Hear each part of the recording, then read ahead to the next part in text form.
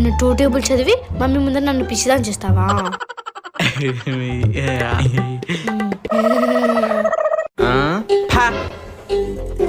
ఈరోజు మా అమ్మాయిని మమ్మీ ముందర ఎలాగైనా ఇంకేమున్నా ఎప్పుడు రాయడానికి? అమ్మయ్యా రాసేసాను. రే సోను అక్క ఇట్రా. వస్తానా? రా అక్క నువ్వు చాయ వెళ్ళి సరుకులు తీసుకురండి. ఏమేమి రాసింది ఇంట్లో? ఏందక్క ఇవి? సరుకులు రా. మమ్మీ నేను మామయ్యతో పాటు వెళ్ళను. ఏందే? అరే రే